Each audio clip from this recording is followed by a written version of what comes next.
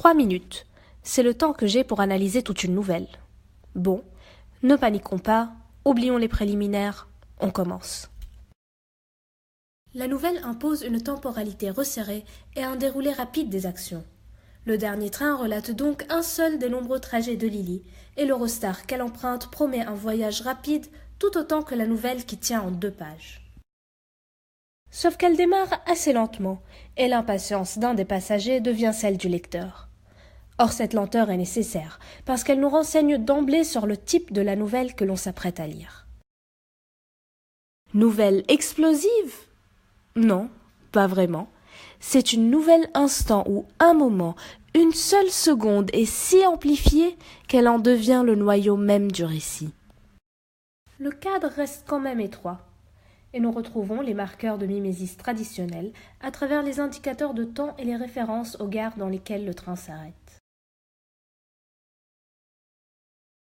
En ce qui concerne la présentation du personnage, nous avons l'impression d'interviewer Lily, qui veut nous montrer qu'elle est assez qualifiée pour jouer le rôle de personnage principal puisqu'elle est une femme, le féminin étant privilégié dans les nouvelles, qu'elle est assez âgée pour être crédible et qu'elle a un niveau d'études élevé. Pourtant, la narration nous fait savoir qu'elle n'a pas à se présenter de la sorte pour l'instant, parce que la nouvelle instant se fonde moins sur les caractéristiques externes du personnage que sur son état psychologique et l'instant qu'il s'apprête à vivre. Un autre élément typique de la nouvelle serait le thème du double, permis par le reflet de Lily dans la vitre. Le dédoublement s'opère lorsqu'elle ne se reconnaît pas, ce qui annonce toute l'angoisse qui va prendre possession d'elle par la suite, permettant la réalisation de l'instant. On arrive enfin à la partie la plus intéressante de l'analyse. Le dernier train est une critique de la société moderne.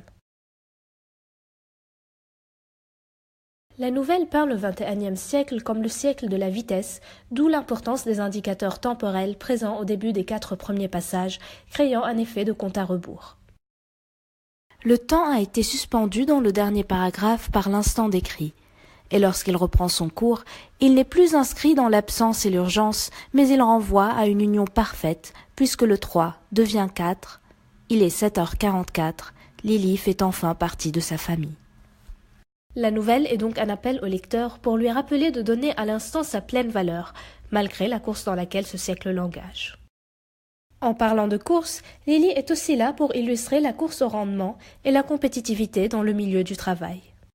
L'homme à la valise qu'elle rencontre représente tous ceux qui ont plus d'expérience, plus de bagages et plus d'indifférence, donc tous ceux qui vont obtenir les meilleurs postes parce qu'ils sont plus ancrés dans leur siècle et savent fournir ce qu'il exige.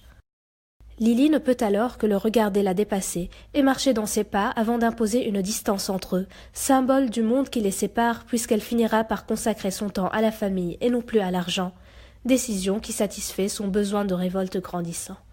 Enfin, c'est par la lecture de nouvelles et non par le sommeil qu'elle arrive à s'évader. Aujourd'hui, le genre de la nouvelle n'a plus à se justifier, sa valeur est reconnue par les professeurs universitaires tels que Lily et l'on se doit d'admettre qu'il s'adapte parfaitement au mode de consommation rapide de notre époque.